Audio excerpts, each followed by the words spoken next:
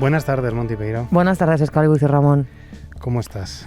Estoy bien porque estamos aquí de terraceo. Estamos de terraceo. En tu terraza. En mi terraza. Sí. Viviendo como en una de tus burgueses. 2 terrazas, de hecho. En tu terraza superior.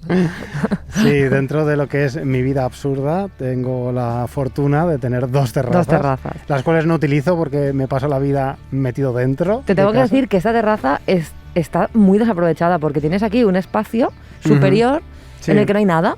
No hay nada. Que a lo mejor le pones tú aquí 4 potos, tío, y 4 cactus y un sofá de esos de terraza. Que yo tengo que decir que cuando voy al Leroy Merlin hay una cosa que me gusta mucho hacer, que es fingir. O sea, veo los muebles de terraza Sí. y finjo que los tienes estoy terraza. eligiendo para una terraza que no tengo. Ya. No sé, me gusta Fantaseas con la idea. Tú, en cambio, tienes una terraza y, tío, un sofá de esos de mimbre, un algo, 2 cactus. Claro, la movida es que yo soy muy práctico con estas cosas y enseguida pienso, soy práctico para mal muchas veces. Cuando pienso en un sofá de exterior o ponerme una terraza, algo guay, enseguida pienso que va a llover, se va a mojar, se va a pudrir. Pero que eso no es de ser práctico, es de ser rata. Porque los muebles de exterior están preparados para todo ese tipo de movidas, Sí. te quiero decir. Y aparte Claro, vives en son de Valencia, plásticos, que son llueve tal. 2 veces al año, hijo de puta.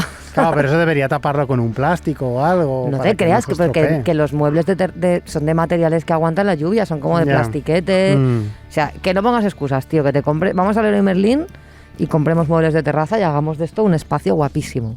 Ya, es que, ¿sabes qué pienso también? Que como que me recuerda el hecho cada vez que pienso o fantaseo con comprar muebles de terraza, pienso en que no va a venir nadie. Pero Y no ¿qué voy a más poder te da? Pero compartirlo vas a con estar tú nadie. solo aquí en tu puto sofá de la terraza. Pero es que yo me aburro. Yo me siento 2 minutos al sol y me aburro. Es que de verdad no te puedo soportar. Si no fuera por lo bien que se está aquí ahora mismo, Ujú. porque eso, o sea, Madrid tienen el Palacio de la Prensa y les dan un premio Ondas a 2 de cada 3 madrileños, Claro. pero no tienen este No tienen clima. esto, no tienen O sea, esto. aquí estamos ahora mismo de putísima madre.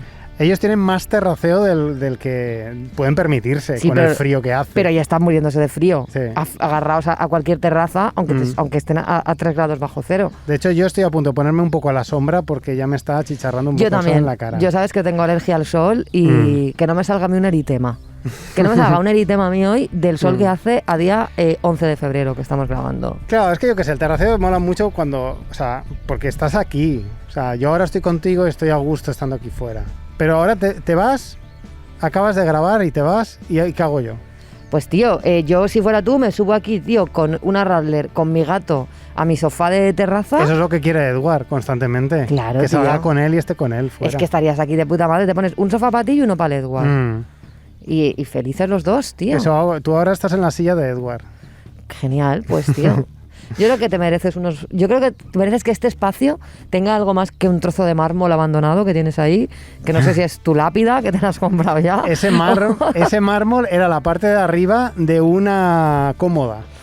Una cómoda de hace más de 100 años. ¿Y te lo estás guardando para qué? ¿Para reciclarlo para tu lápida? Hijo de No puta. tengo ni idea por qué está ahí. Pues eso, solo hay un trozo de mármol y 2 aparatos de aire acondicionado. Yo creo que te mereces algo mejor. Ya, es posible. Si con este clima tienes... Bueno, también hay un felpudete de Darth Vader que lo heredaste de mí Sí, cierto. y que lo podías tirar... Está un poco ya en un lado. ¿Sabes por qué no lo tiro? Porque es de Edward también. Ah, Edward lo rasca constantemente y tal. Pues ha llegado el momento de invertir en un buen rascador de terraza y en unos buenos muebles. Bueno, en fin, pues nada, ¿empezamos o qué? En fin, vamos a empezar. Vamos a dejar esta fantasía burguesa para otro día. Cosas que no. Que no, coño, que no. Escaliburcio Ramón. ¿Qué te pasa? Febrero del año 2022, después de Cristo. Más de la mitad de febrero ya. El otro día, ¿sabes Sin lo que duda. me pasó, tío? ¿Qué te pasó? Yo normalmente escucho música en Spotify porque me he hecho un plan familiar con mis vecinas, a las que desde aquí quiero mandar un saludo porque son fantásticas, Bea y Laia. Bea y Laia, os queremos. Y abro el del iTunes del iPhone. ¿Y qué es lo que me encuentro? ¿Qué es lo que me encuentro? Es que el puto disco de U2. El puto disco de U2. El puto disco de U2, madre Sigo mía. sin poder quitarlo. Me he cambiado de iPhone yo creo que 3 veces. O sea, de verdad, yo no sé qué más tengo que hacer. Quiero decir, que voy a la policía ya y les pongo una orden de alejamiento. O sea, por favor. Creo que ya han sobrepasado una línea, eso está claro. Es que, de verdad, vamos a superar antes el COVID que esto. O sea, estoy hasta el coño ya. Pero No quiero escuchar el disco de U2 porque además Realmente la historia, ¿de dónde viene? La historia viene de que U2 sacan un disco y tienen la fantástica, en su cabeza la espectacular, la idea de regalárselo a cualquier persona que tenga iPhone. Ya. Entonces tú, en tu iPhone te aparece ese disco. Ya. Tú lo quitas. Pero luego, como actualiza o lo el que universo sea. Mac, yo tengo todo Mac, pero tú sabes que yo no lo entiendo. No, nadie a mí lo se me entiende, sincroniza no. todo, yo de repente hago una foto con el móvil, me aparece en la tablet, me llaman por teléfono, me suena el portátil, yo no Claro, entiendo nada. sí, sí, pero sí, está sí. todo sincronizado. Entonces, cada vez que introduces un nuevo elemento Mac o uno de ellos se actualiza o yo qué sé, el disco de U2 vuelve a aparecer. Y yo, o sea, de verdad, no sé qué hacer. O sea, pido ayuda desde aquí.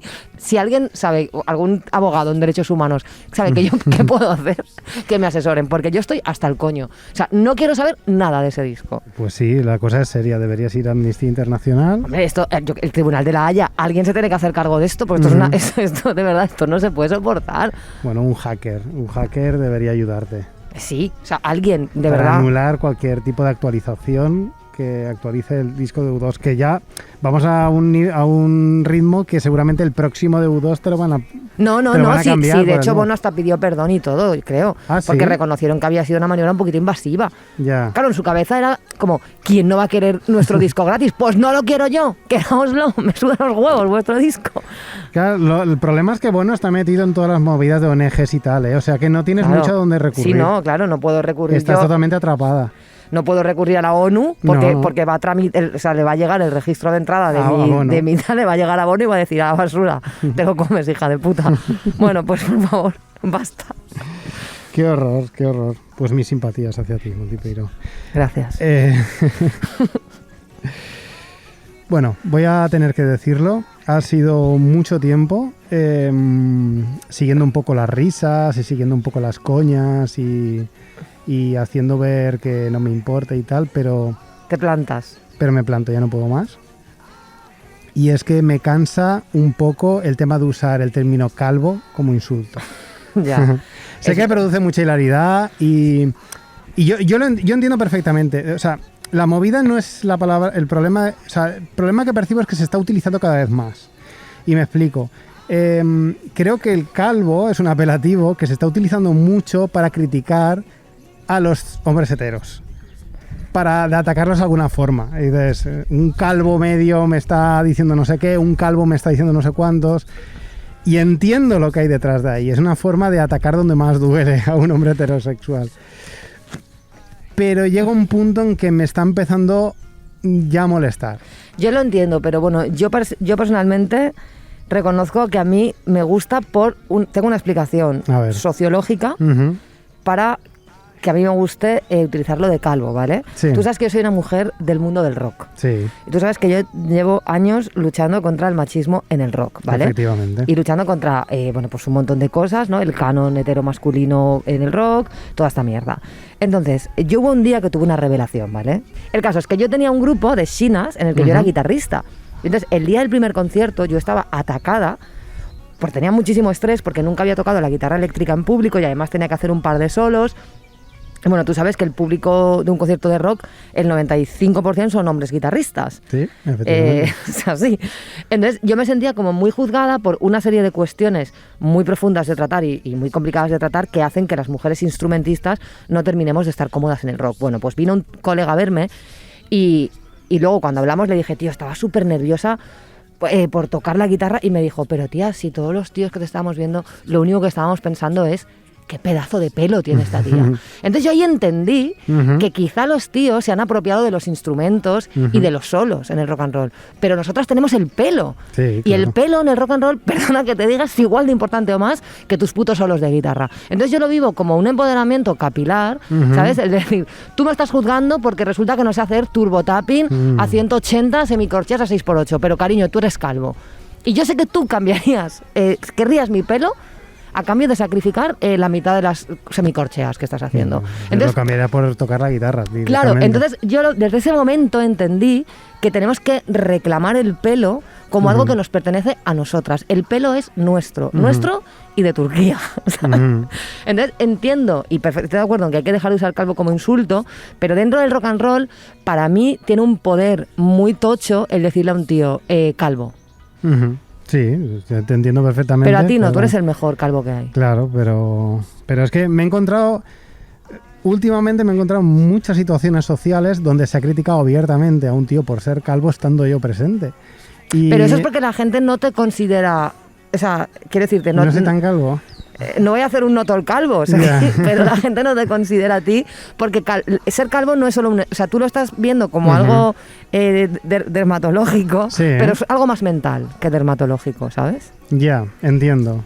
O sea, ser calvo tiene más que ver con una actitud a día de hoy. Cómo se ha resignificado el término calvo tiene más que ver con una actitud que con un tema de folículos. Bueno, evidentemente eso es lo que tengo que pensar, porque si no me jodería bastante, porque sí que es cierto que está infestado, o sea, es una práctica súper común. Entonces, si me pusiera a pensar que realmente ser calvo supone algo grave, estaría bastante deprimido. Entonces, hay grandes calvos. Pienso que efectivamente cuando alguien critica a alguien por ser calvo, es más por otras cosas, ¿no? Mira, yo te puedo hablar también desde mi situación como rubia, de cómo yo me reapropié en su día de todos esos chistes y de los clichés de ser rubia, ¿no? Ajá. Que podría ser algo análogo. Entonces, yo personalmente vivía el ser rubia y hacer chistes sobre rubias yo misma, o sea, como de una manera, pues eso, ¿no? De reapropiarte y resignificarlo. Entonces yo creo que ahora estamos viendo un momento en el que el término calvo se está usando y se va a usar. Entonces, más que pedir que la gente deje de usarlo, creo que tú tienes que reapropiarte de tu calvicie y vivirla de una manera empoderada. Sí, hice una webserie entera sobre eso. Pues por ahí es. Por ahí era, y yo lo llevaba bien por entonces, pero es que he descubierto que se está utilizando de forma muy Sí, pero tú muy esa habitual. ola tú no la puedes parar ahora mismo. No puedo parar, si es que ahora ya los calvos están siendo sinónimo de hetero, realmente. Es que, bueno, claro. Es que se está utilizando como sinónimo. Sí. Entonces es una cosa que es relativamente dolorosa. Pero bueno, ahí queda dicho. Ahí queda. Mira, pues yo estoy hasta el coño de la gente pelota, tío. Tú sabes que yo la semana pasada, bueno, cuando se emita esto la semana pasada, sí. Estuve cantando en el WeThink. Y bueno, subí unos vídeos que tengo yo que son preciosos porque se ve un mar de gente. Yo sé que eso es, joder, que es importante, que es espectacular y que la gente me felicita de buen grado y, o sea, súper guay.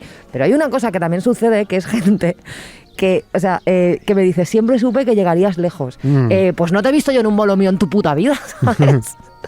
Ya, o sea, te quiero decir, gente como que de repente, al verme ahí, quiere dejar muy claro que yo siempre he tenido su apoyo, pero es un apoyo que, bueno, si lo he tenido yo no lo he visto. Yeah. O sea, el apoyo no es que tú en tu casa pienses, wow, esta tía como mola, no, el apoyo es que vengas a mis bolos, Yeah. o que te compres mis discos, o que compartas digo yo, o sea, porque es que si el apoyo... Vamos, el clásico cliché lo has vivido parcialmente. Hombre, sí lo ¿no? he vivido, claro que sí, sí. ¿No has llegado al punto en que la gente te empieza a pedir favores y cosas así? No, favores ya me pedían antes, pero me refiero, sí que he notado como un...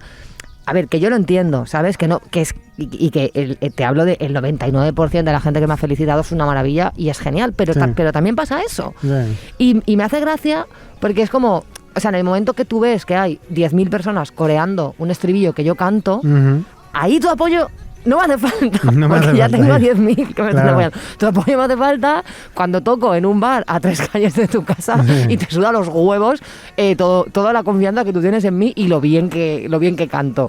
Ahí es donde se demuestra el apoyo. No vengáis a hacerme la pelota ahora que, bueno, ahora una semana después ya soy un juguete roto, porque claro. ya he sido famosa 3 días. Efectivamente. Bueno, pues ahora soy un juguete roto, pero no vengáis a tocarme el coño.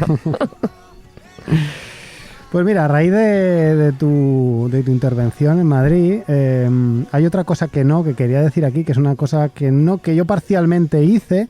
No sé hasta qué punto la conseguí controlar, pero ahora aprovecho y lo comento contigo. Que es esta gente, entre la que yo me incluyo a veces, y cuando digo esta gente, quiero decir yo. que por no molestar, acaba molestando. Y me explico. La situación era que tú, obviamente, tenías un evento importante en Madrid y yo quería ir a verte. Yo simplemente quería ir a verte. Yo no quería ni ver a los chicos del maíz. Hombre, indirectamente quería verlos, pero yo ni quería hacerme fotos con ellos ni nada. O sea, no quiero saber nada de ellos. Yo quiero ir a verte a ti. Y por no querer molestarte a veces, no te decía igual las cosas claras. Rollo, tú me decías, ¿quieres venir con nosotros en la furgoneta o no? Y yo te decía, bueno, si no molesto, si no sé qué, en vez de decir que sí o no. Y eso resulta... Y llegó un momento que me dijiste, dime sí o no, que no pasa nada.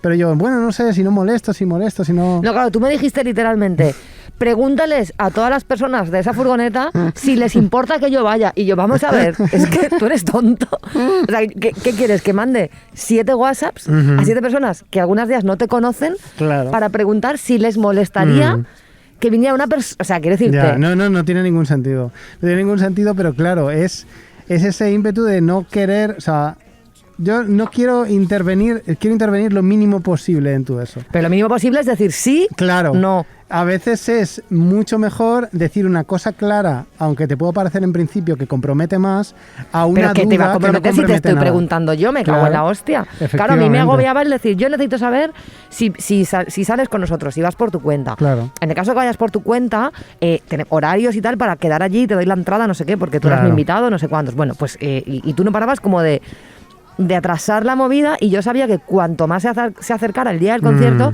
yo menos ganas iba a tener de encargarme de nada que no fuera intentar que no tener un ictus. Efectivamente. Pero bueno, ¿cómo lo hice al final? Lo hiciste muy bien. Puedes ser sincera, no pasa nada. Lo hiciste bien, porque de momento que yo tomé el mando de la situación y te dije muy claramente lo que me tenías que responder, pues ya todo estuvo bien.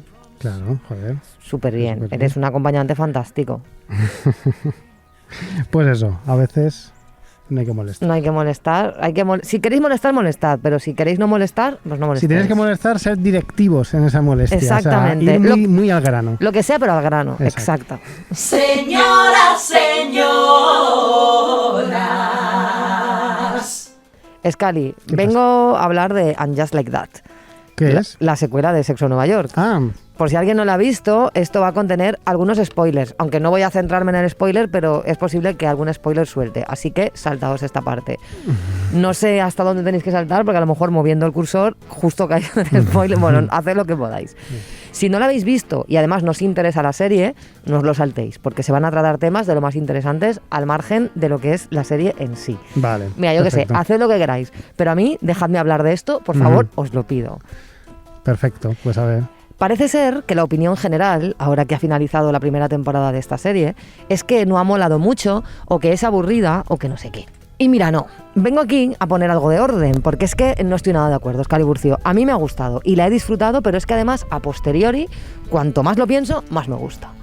Por si alguien no sabe de qué va, esta serie retoma las vidas de 3 mujeres en Nueva York que antaño vivían entre cócteles, zapatos caros y relaciones con hombres casi siempre guapísimos unos años después. Las protagonistas tienen ahora más de 50 años y eso pues sitúa la acción en otro punto. Huelga decir que es una puta serie, no un tratado filosófico, por tanto, nada de lo que pasa hay que tomarlo demasiado en serio. Solo son unas pijas que nos entretienen y nos hacen soñar con vidas maravillosas, pero que de fondo tratan temas que nos interesan a todas. Y además es una serie que fue bastante revolucionaria en su día. Pero bueno, que yo no sé por qué me tengo que justificar, porque ciertos señores que lloran por un gol acusan a esta serie de superficial o intrascendente. Claro, ¿no? Pues ahí estoy. Pues bueno, ya no me justifico más. No te justifiques. Para mí, Sexo en Nueva York es esa serie a la que vuelves y que te ofrece un espacio de comodidad. Crecí con ella y siento un vínculo bonito con la serie. Pero es verdad que las últimas veces que la vi, porque yo pues a lo mejor cada 2 años la vuelvo a ver, sentí que había envejecido regular en algunos aspectos. Hay machismo, hay homofobia, aunque haya personajes gays, hay transfobia. La serie siempre ha vivido pegada a ciertos temas y ciertos temas han avanzado muy rápido, dejándola en un lugar un poco problemático. Ojo, nada que recriminarle. Es una serie valiente que si ha envejecido mal es precisamente porque se mojó en algunas cosas cuando muy poca gente se mojaba. Y afortunadamente hemos cambiado mucho y rápido en ciertos asuntos.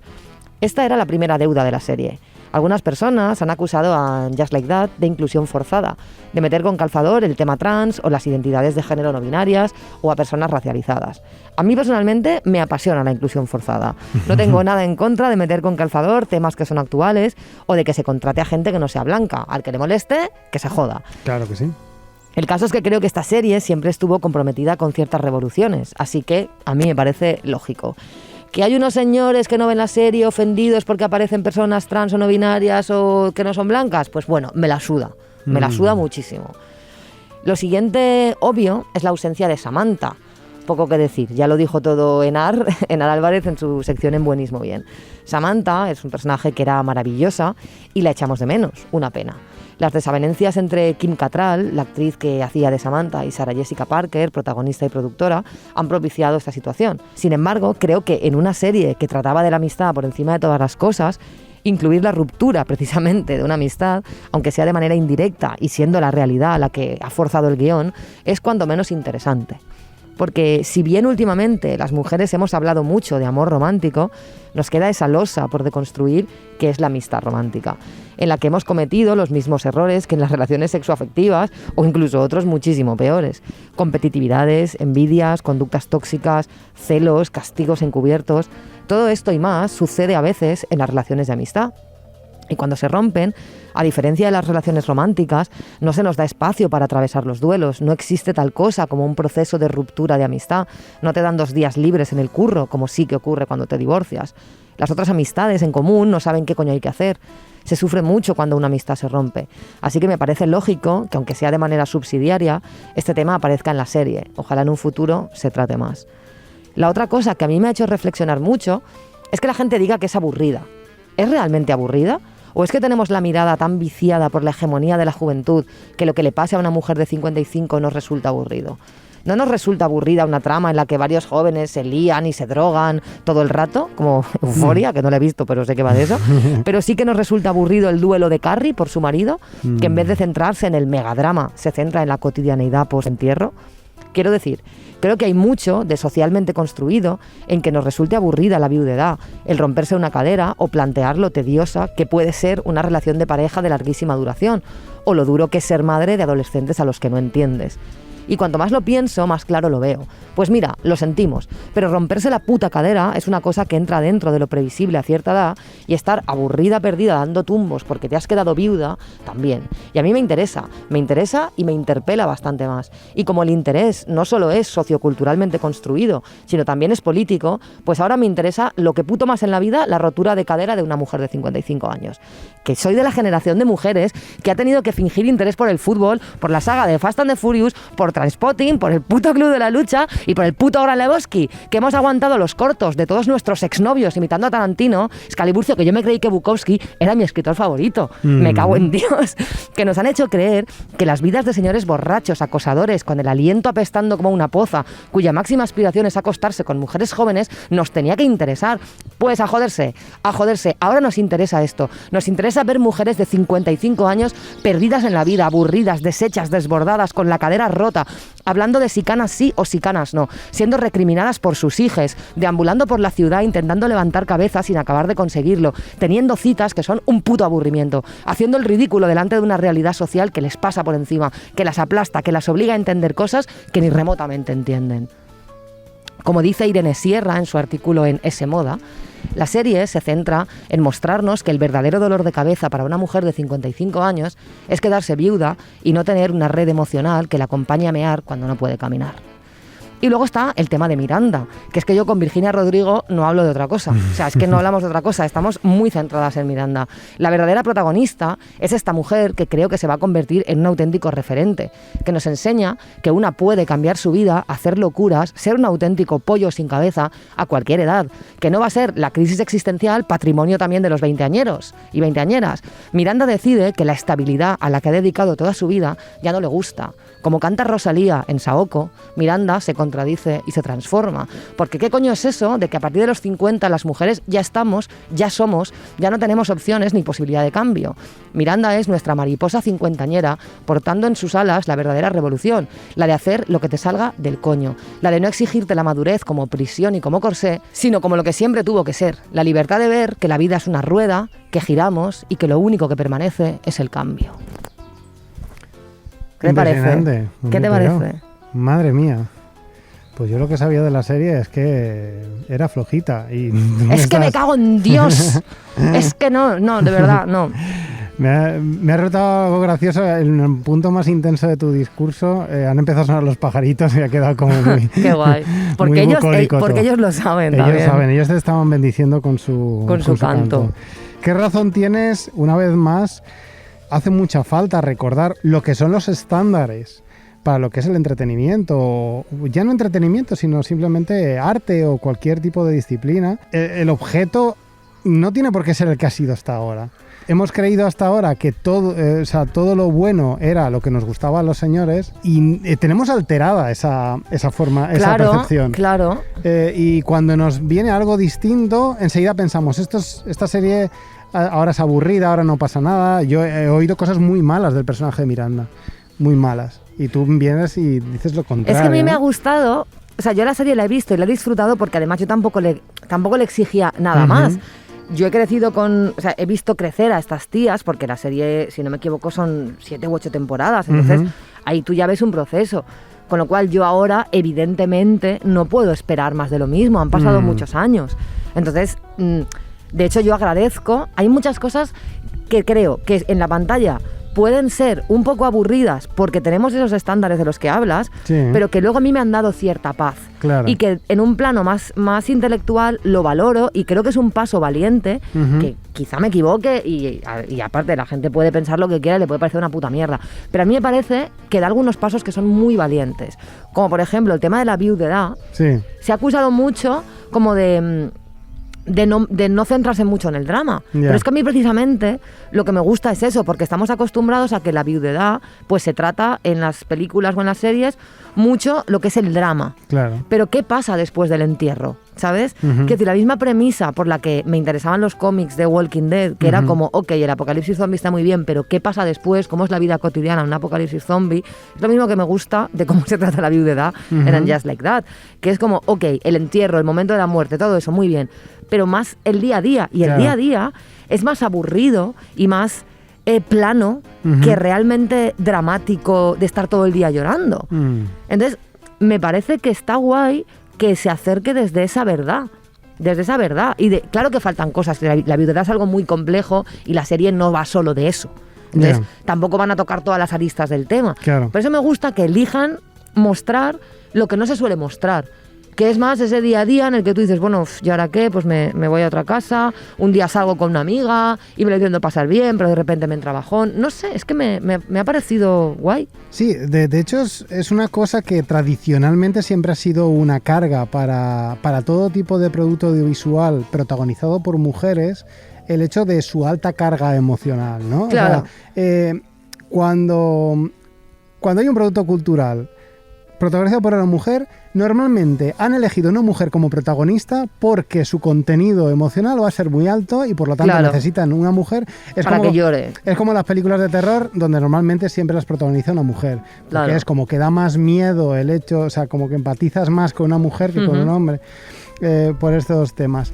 Y puede ser muy refrescante el hecho de ver, y es lo que está pasando con los nuevos productos audiovisuales, que es que estamos viendo nuevos tipos de enfoque. Claro, que a lo mejor incluso puede que a alguien le parezca desacertado, pero a mí el simple hecho de la valentía que hay en algunas cosas, porque se habla mucho de inclusión forzada, pero yo veo más valentía de decir, esta serie siempre fue revolucionaria. Sí. Entonces, no podemos quedarnos con lo revolucionario, con el contenido que era revolucionario hace 20 años, porque ahora son revolucionarias otras cosas.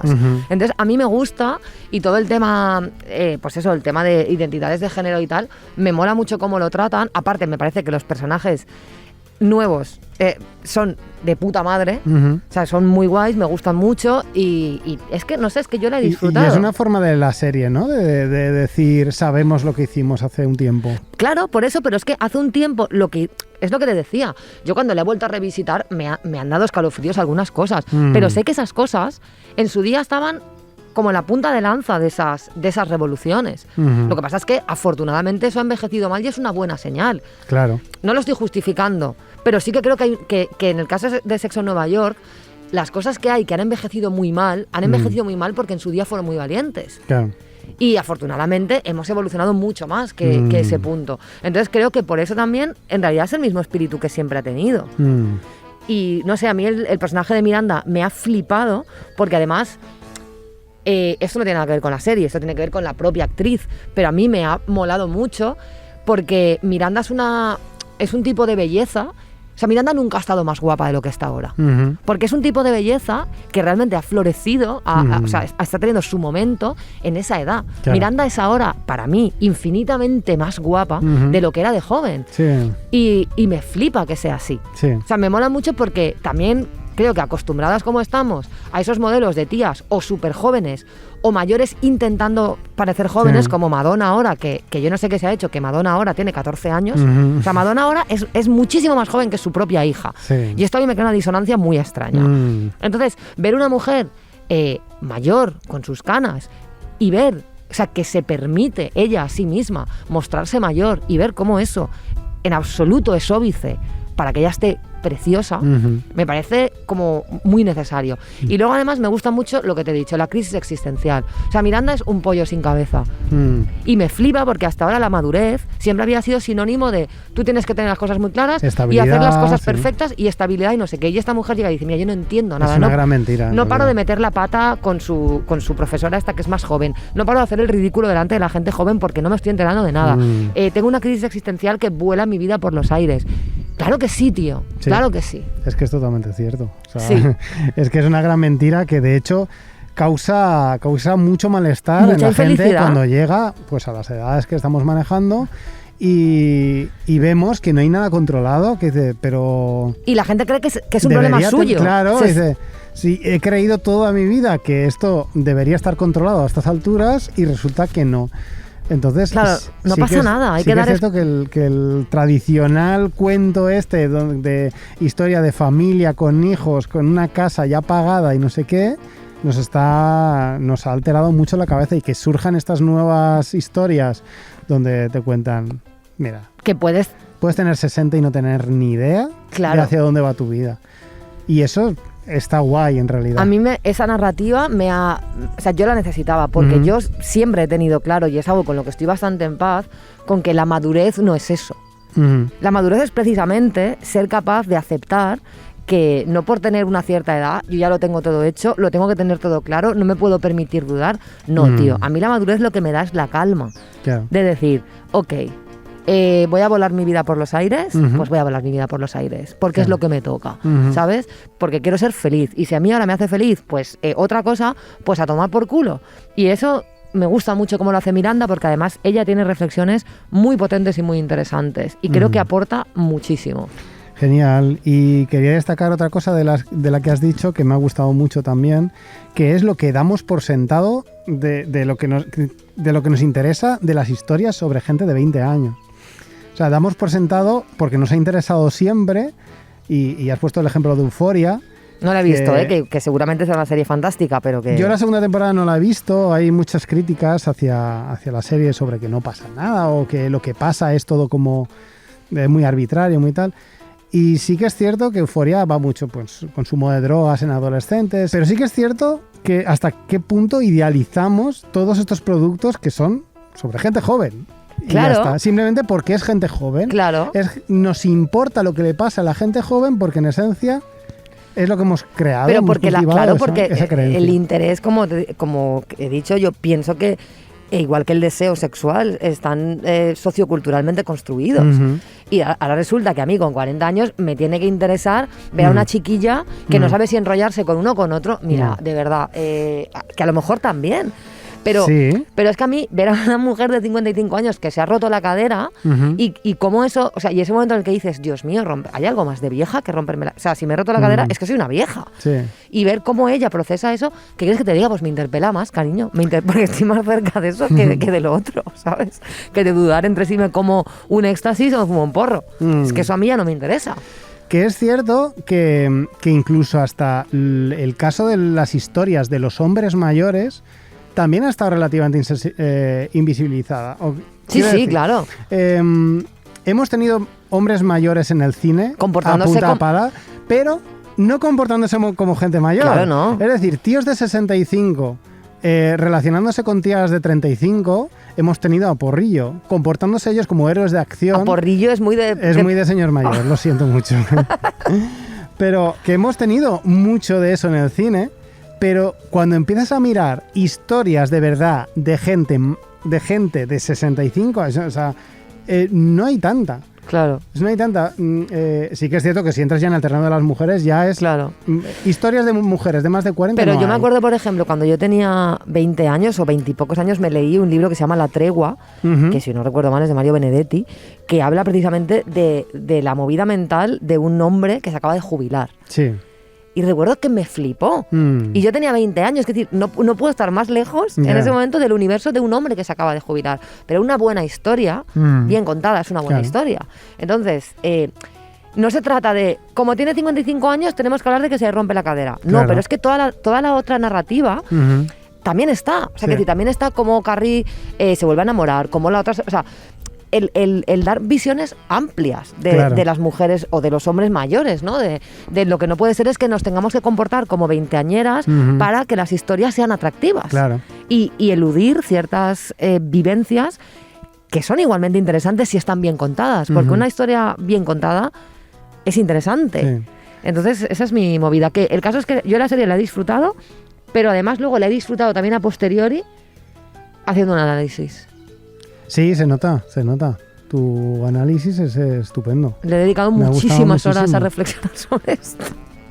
No, se nota y se nota. Y, Bueno, hay y mucho el de podcast Virginia se Rodrigo, beneficia. o sea, hay mucho, o sea, muchas de estas reflexiones han nacido en conversaciones con Virginia Rodrigo, porque Pues estamos las dos obsesionadas con esta serie y hemos ido intercambiando conversaciones de verdad muy interesantes y muy profundas. Y yo de verdad que es que me interesa mucho, me interesa este análisis, me gusta. Pues nada, pues vamos a buscar más historias de gente mayor. Vale.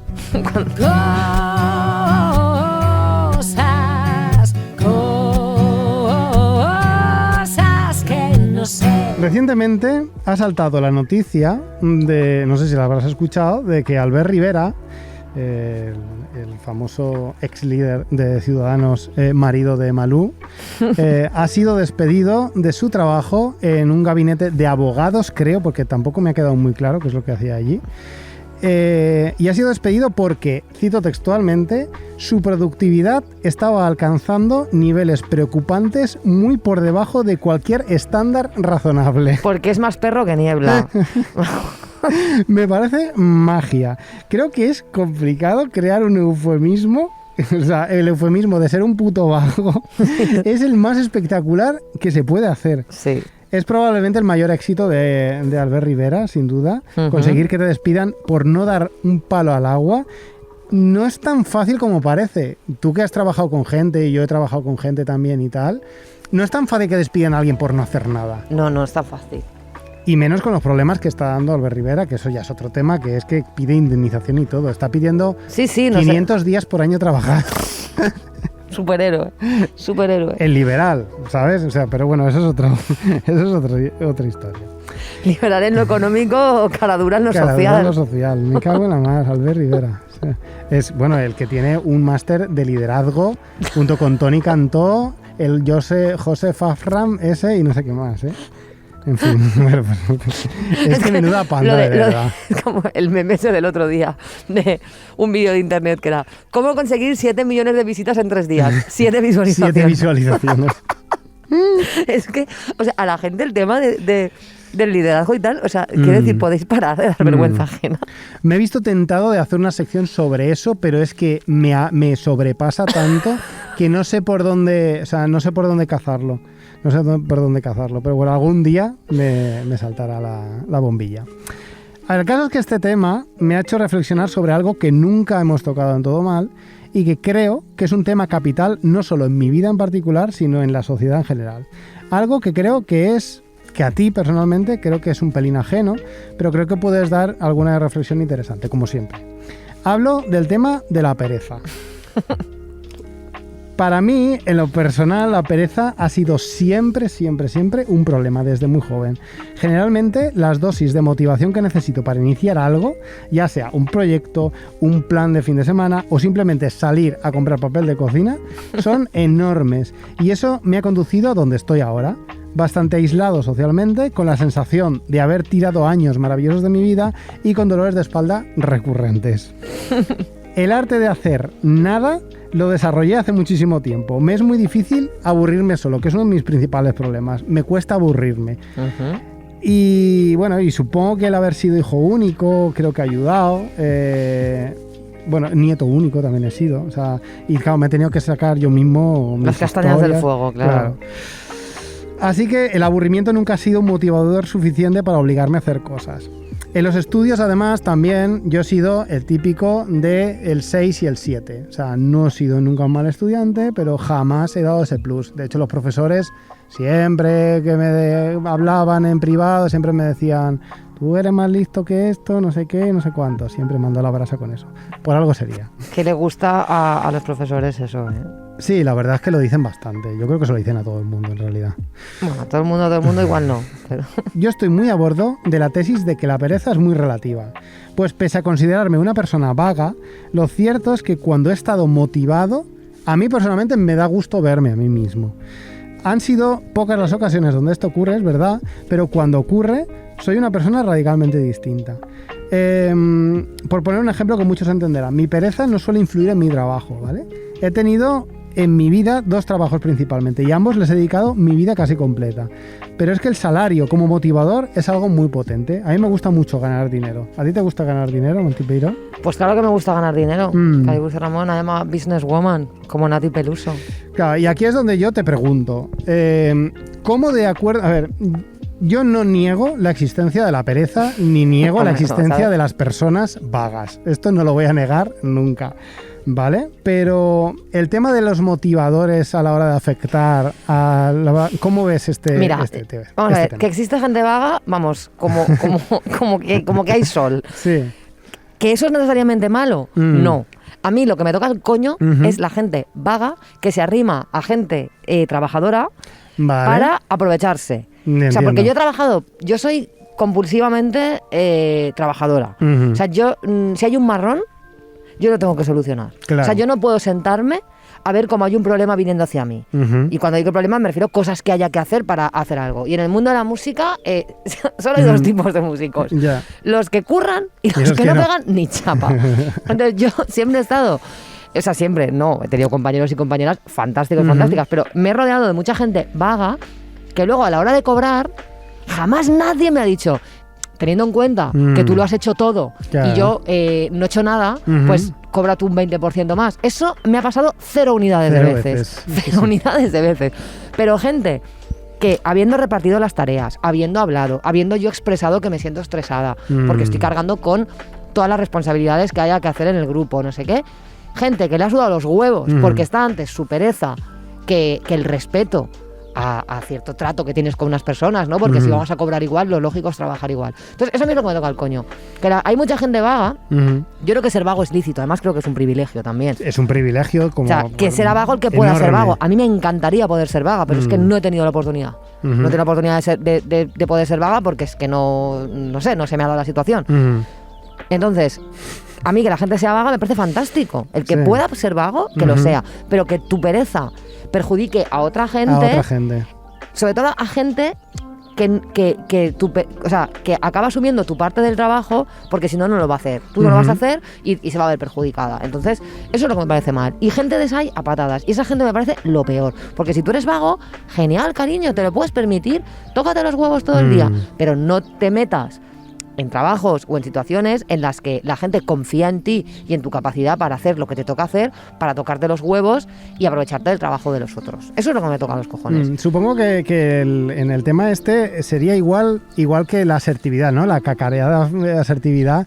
El tema de en el momento que está empezando a afectar a otros es cuando debes igual echar el freno, ¿no? O sea, tú puedes hacer lo que te dé la gana, claro, siempre y cuando no molestes a los demás. Y yo tampoco creo que en la cultura de la superproductividad y en que tu valor se mide en cuanto produces, ni mucho menos. Y ya te digo, a mí me gustaría ser vaga. Yo cuando consigo parar y desconectar y tal, yo conecto mucho con no hacer nada y lo disfruto porque es algo bonito y que es perfecto. Pero... Sí, también hay otras formas de ser vago, ¿no? Hay gente que incluso puede no estar haciendo daño a nadie, pero montarse una movida a su alrededor, en redes sociales, por ejemplo, inventarse una vida en la cual uno está muy atareado, pero en realidad no es así, para dar una imagen de persona atareada que necesita apoyo y necesita tal, cuando realmente es todo unos castillos en el aire, claro, un poco yo creo que fantasiosos. Lo que tampoco puedes querer, o sea, quiero decirte, tú puedes hacer lo que quieras, pero hay mucha gente muy vaga que a mí me toca el coño cuando vienen y me dicen, estoy muy mal hablada hoy, no sé qué me pasa. Yo lo celebro. Cuando vienen y me dicen cosas como, ¡guau, qué suerte tienes!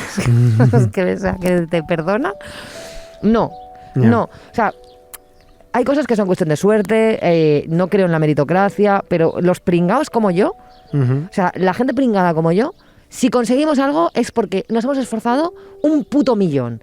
Y de cada cosa que nos esforzamos un puto millón, de cada 20 cosas nos salen 3. Te quiero decir, no es suerte. No es suerte. Si tú te esfuerzas un montón, igual que yo, si los dos nos esforzamos un montón y lo acabo consiguiendo siempre yo, igual tengo suerte. Pero si tú no estás pegando ni chapa y vienes a decirme que yo tengo mucha suerte porque no sé qué, pues porque es que tengo un trabajo súper guay o porque fíjate que le han llamado para hacer esto a ella, pues me toca los huevos. Claro, igual ahí es donde quiero ir a parar, porque aunque obviamente una parte que es perjudicar a los demás, eso está claro, y eso no es lo que no tienes que hacer. No puedes ser vago si eso va a ocasionar molestias en los demás, pero lo que no está tan claro es ser vago y que te perjudique a ti mismo, ¿no? Y eso es donde creo que gran parte de la población está un poco estancada ahí, porque no es una cosa que me esté pasando a mí. O sea, si traigo este tema no es para hacer autoterapia, que es una cosa que me veo siempre tentado de hacer en este programa, sino sé que es una cosa. Muchísima gente se autodefine a sí misma como vaga, muchísima. Cuando le preguntes cuáles son tus 3 principales defectos, uno de ellos casi siempre es: soy demasiado vago o vaga. Lo que tú estás diciendo es un poco la clave de la cuestión, que es: te estás mintiendo a ti mismo y estás sintiendo envidia o celos hacia personas que están haciendo cosas que a ti te gustaría hacer, pero luego tú no estás haciendo absolutamente nada por conseguir esas cosas. Claro, es que esa es la movida. El problema está cuando tú eres vago, pero crees que está mal ser vago, porque te gustaría ser otra cosa. Sí. O sea, si tú eres vago y estás feliz, pues ya está, porque además lo puede ser, que no vas a ser mejor persona por hacer 20.000 cosas. Claro. ¿Sabes? A mí no me hace... Yo no me creo mejor que nadie porque no soy vaga o porque tengo no sé cuántos trabajos. No. O sea, hago lo que puedo con mis condiciones materiales y con lo que la vida me da. Y me considero muy afortunada porque a día de hoy tengo unos trabajos de puta madre, con cosas que me gustan, con cosas para las que me he preparado, pero para llegar hasta ahí he recorrido un camino que me hace valorar lo que tengo. Pero yo es verdad que siempre he sido muy trabajadora, muy responsable y me preocupa muchísimo hacer las cosas bien. Y eso a mí me hace feliz. ¿Que mi perfeccionismo tiene una base patológica? Pues por supuesto. Que mucho de lo que yo creo que es mi... A ver, un poco sí, porque sí que es cierto que tú me has llegado a decir, me has llegado a afirmar que te sentías un poco mal por no hacer nada cuando estuviste enferma en casa. Claro, pero porque me costaba mucho bajarme de esa rueda a la que estoy acostumbrada. Pero luego cuando yo tuve el COVID, a partir del 5.º día empecé a disfrutar de no hacer nada, y fui súper improductiva. Pero lo que te quiero decir es que yo no me siento mejor por ser... O sea, yo sé que parte de lo que yo creo que es mi personalidad hiperactiva es ansiedad. Si es que yo soy muy consciente, yo no me siento mejor que nadie. Por eso, a veces me jode que hay gente que es vaga, pero a la vez se sienten como atacados porque yo hago muchas cosas. Y es de tú apáñate yo estoy haciendo lo que puedo, tío. Haciendo lo que puedo con mi personalidad, con mi ansiedad, con que soy una pringada, con mis condiciones materiales, que siempre lo recuerdo, pero yo me fui en 2016 a Lisboa unos meses con Erasmus a vivir con mis ahorros y la poquita pasta del Erasmus. Y mi madre me dijo, te voy a ayudar, hija mía, y me dio 30 euros para 4 meses. O sea, es que eso, que los valoré. Que esa es la movida. Entonces, a mí mis padres no me han dado pasta desde muy pequeña. Me dijeron, si tú quieres dinero, trabajas. Y eso es lo que he aprendido y es lo que me ha tocado hacer. Entonces, si tú tienes la suerte de que tus padres te dan pasta, de que no necesitas trabajar para vivir porque tienes ya dinero por lo que sea, o porque no te salen los cojones y vives en un piso compartido con 17 personas y te come la mierda, pero eres feliz porque prefieres eso a trabajar, yo qué sé, pues perfecto. No, de hecho eso está bien. O sea, es decir, si es lo que tú estás teniendo la vida que quieres y tal. Claro. Pero sí que está como a veces yo siento como que te juzgan a ti porque creen que tú les estás juzgando Sí, yo volviendo un poco al tema que se me ha quedado un poco colgado, del tema de la motivación. Ah, sí. Creo que lo que le falla a mucha gente no es tanto el ser vago, que lo son, ¿sabes? Cuando tú eres vago, eres vago. Cuando eres vago, eres vago. Eres vago, tienes poca energía, no haces nada, no hay manera de que inicies nada. Pero creo que hay un poco un problema a la hora de detectar lo que a la gente le pueda interesar o le pueda motivar. La gente ha llegado a un punto, bueno, hablo de la gente en general, porque son cosas que yo observo mucho, sobre todo en redes sociales, que hay mucha queja respecto a esto. Mucha gente no sabe qué hacer con su vida. Mucha gente. Bueno, es que yo la primera. Claro, pero cuando digo no sabe qué hacer, tú puedes no saber qué hacer con tu vida en general, pero tú tienes muchos intereses. Tienes tienes muchas áreas que me muchas gustaría áreas que desarrollar. te interesan y desarrollas y no sé qué. Hay gente que se marearía solo con ver un 20% de tus áreas de interés. Hay gente con la que habla y le dice, pero tú, ¿qué quieres hacer? ¿Qué te gustaría hacer? Imagínate que no hay ningún límite. No saben qué decirte. Ya, pero es que a mí eso me parece también legítimo. Sí, pero... O sea, si tú quieres que tu existencia sea un mero existir... y comer, dormir y quedar con tus colegas, me parece de puta madre. Está porque bien. además a ti te traen a este mundo y a ti nadie te pide permiso y te lanzan a un mundo con unas normas jolín, que te ponen a trabajar y te ponen en un sistema productivo al que tú no has pedido entrar. Claro. Entonces me parece lógico que haya gente a la que a lo mejor eso no le funcione y diga, es que para mí existir es algo mucho más... pues mucho menos prosaico. Es que a lo mejor yo quiero levantarme, comer, tirarme en un sofá, acariciar a mi gato y luego volver a comer y luego follar con alguien y luego me duermo. Pues genial. Claro. Ahora ya verás tú cómo te apañas para las cosas que quieras o no te tienes que comer en este mundo. Claro. Porque tendrás que vivir en algún sitio, tendrás que comprar los alimentos de alguna Claro. manera. O sea, eso ya no es mi problema. Pero que me parece lógico que lo respeto, que haya gente que diga, es que no quiero saber nada, ni tener intereses, ni leer libros, ni ver películas. No quiero nada, quiero ser un ficus. Pues muy bien. Sí. Es que a lo mejor esa persona es más feliz que yo, seguramente. Claro, pero vamos, que hay un nexo de unión muy fuerte ahí en el tema del interés en las cosas, de la motivación y del ser vago o no, que no tiene... que viene siempre acompañado de algo, vamos, que creo que no uno simplemente no es vago y ya está. Es que, de hecho, bueno, la pereza es un pecado capital. Quiero decir, el llamar a alguien vago ya implica un juicio moral. Sí. No es un adjetivo No, meramente no. descriptivo. Claro que no. Quiero decirte que yo creo que está bien quitarle a la palabra vago ese componente moral. Ya. Que uno pueda ser vago y orgulloso y ya está. O sea, me parece que puede ser incluso una revolución, ¿sabes? Pero... a mí no me toquéis los huevos. Yo solo os pido eso. Si queréis ser vago, genial, pero no os aprovechéis de mí. Por Porque concluir ya estoy harta. con una cosa positiva, o sea, ¿qué podemos aportar a la gente que se siente mal siendo vaga? Bueno, es que también tengo yo que ¿Tú solucionarles también? esto. Pues claro, si tú vas por delante y... No, pero que se apañen, a mí yo bastante tengo con lo mío, no lo sé. Es que ahora también tenemos que hacerles sentir bien, que se hagan sentir bien ellos. También Not my es problem. cierto. Este problema no es mío. No es tuyo. Yo si lo supiera, la verdad es que lo diría. Pero también te digo que yo muchas veces me digo a mí mismo que soy un vago y un tal, y a veces cuando la gente ve las cosas que hago... Yo creo que no eres tan vago, ¿eh? Es que probablemente no lo soy. Lo que pasa... O sea, tú no sabes lo vaga que puede llegar a ser la gente. O sea, que la gente puede llegar a ser vaga, pero vaga. Muy vaga. Muy sí, vaga. Sí, es verdad. No, tú no eres tan vago. Lo que sí que creo es que tú necesitas como un gran nivel de motivación, que llevas intentando sacar el tema de la motivación y yo no sé por qué no te estoy contestando. Quizá un nivel de motivación muy elevado. Y quizás ese nivel de motivación sea externo. Sí. O sea, tienes un locus de porque control. estoy muy enfocado en toda la recompensa externa y en toda la movida yo externa. soy de motivación fácil. Y soy muy de sentirme bien simplemente haciendo las cosas. Sí. O sea, yo disfruto mucho de los procesos. Ya. De hecho, a veces más que del final. O sea, yo a veces cuando acabo cosas me siento vacía.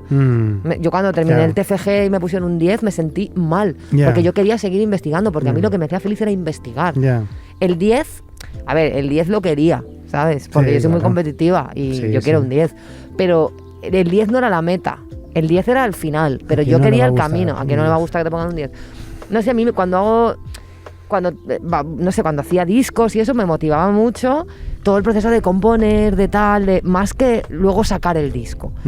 Yo creo que una vez las cosas escapan de tu control, A mí por lo menos no me gusta tanto centrarme en eso ni lo pienso tanto. Yo disfruto de yo haciendo algo, porque me gusta verme haciendo cosas, disfrutar de tomar las decisiones, de no sé.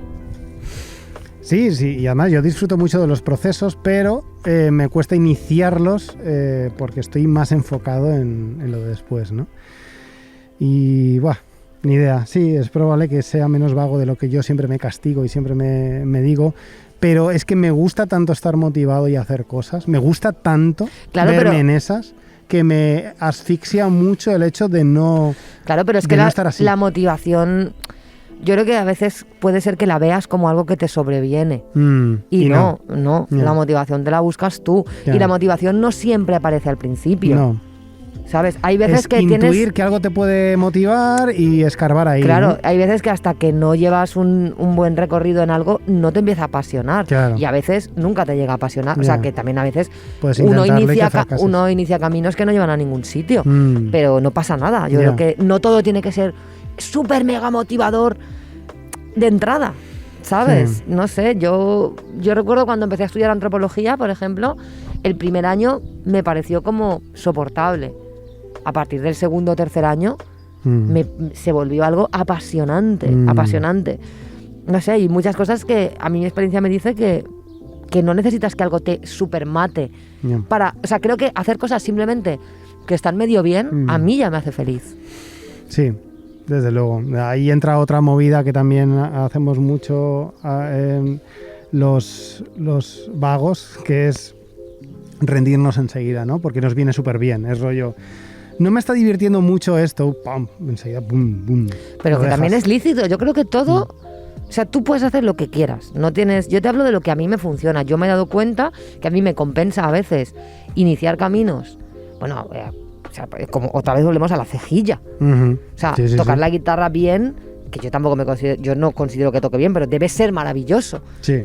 Pero para llegar a eso tienes que comer mierda. Mucha. Horas haciendo cosas horribles. Como escalas cromáticas, que eso es una cosa terrorífica. Insoportable. Pero ahí entra la negociación que tú haces de los esfuerzos que tienes que hacer para conseguir ciertas cosas.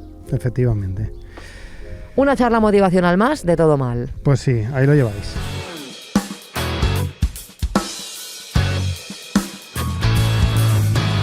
Nos vamos ya. Ha sido un programa interesantísimo. Tu análisis de Sexo en Nueva York 2, no sé cómo se llama la serie. And Just Like That, ¿no? Sí. Ha sido enriquecedor, me ha gustado mucho. Y tenemos que despedirnos de alguna forma. Sí, tenemos que dar las gracias a los nuevos Patreons. Esta semana han sido Luz y Elisa, dos personas increíbles. Y luego, entrando casi a última hora, tenemos a Carol, que no es una nueva Patreon, pero ha modificado su aportación para pasar a ser marquesa de Galapagar. ¿En serio? O sea, tenemos una nueva ¿Aún reina. quedan marquesas de...? Tenemos dos, Clara y Carol. Dos reinas. O sea, ¿puedes poner un aplauso de esos en postproducción? Claro que sí, mira, venga, una ovación para ella. Bueno, Luz, Elisa, Carol, gracias. Es por gente como vosotras, por lo que nos despertamos cada mañana. Sois una maravilla, estamos muy agradecidos y agradecidas y agradecides. Y los demás, que no sé a qué esperáis.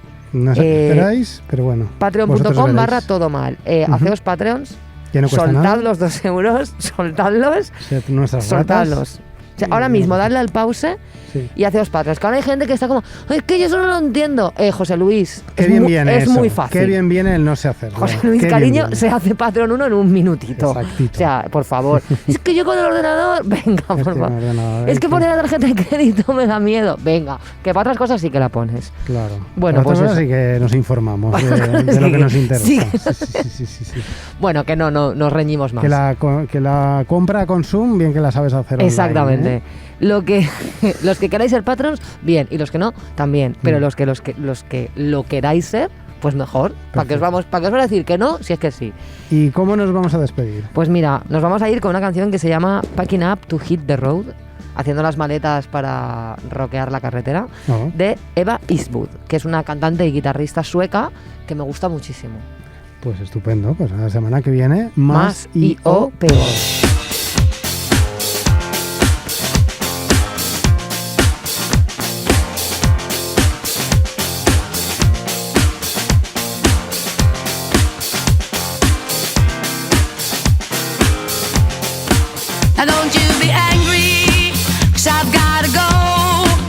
From the very beginning, I think I told you so.